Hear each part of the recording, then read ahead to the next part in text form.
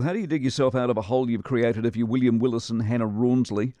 Name suppression's lapsed, the apology's been issued, the irony being the charges of any haven't even been laid, but in the court of public opinion, of course, they're heading for the gallows. Specialist in reputation management at Massey University, Dr. Chris Galloway is with us. Chris, morning to you.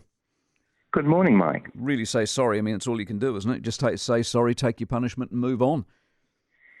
Yes, it is. The thing about apology, though, is that it needs to be quick to be credible. And ideally, this couple would have apologised unreservedly a little earlier in the piece. Maybe save themselves hiring a lawyer and going for name suppression. Well, yes. Thing is, too, that I think the Prime Minister has elevated, everybody doing their bits, the team of 5 million and all the rest of that, to a moral matter, not just a matter of obeying the law. And I guess part of the anger that has been directed towards this couple is that people feel a moral requirement has been breached. Yeah. The Prime Minister said, everybody needs to do their bit. Well, this is a couple that apparently did not do their bit. How much do you reckon it's got to do with the fact that we perceive them rightly or wrongly, I don't know them from a bar of soap, that they look a bit white, a bit wealthy, and they got a place in Wanaka and we want to hate on them? Yeah, I think that's part of it. Someone talked about self-entitled behaviour. One could take that view.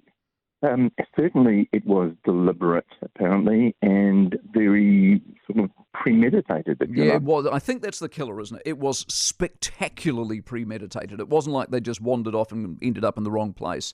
I mean, to go through a border, to get a plane ticket, to jump on a plane, to go to the other end of the country sort of is about as bad as it gets, isn't it?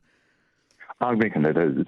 I mean, most of us are prepared to forgive an honest mistake, but this was, as we've just said, deliberate, and I understand people's anger about it. I feel some of the same. Yeah, fair enough. Chris, appreciate your insight. Chris Galloway, specialist in reputation management. But what I do know, if you want an upside, what I do know about having been in the media for about 40 years, especially with the news cycle these days, it'll be gone in a couple of days because we'll have all moved on. Story was published in the Herald, the Facebook page, just after 6 last night, got more than 3,700 comments. That's huge.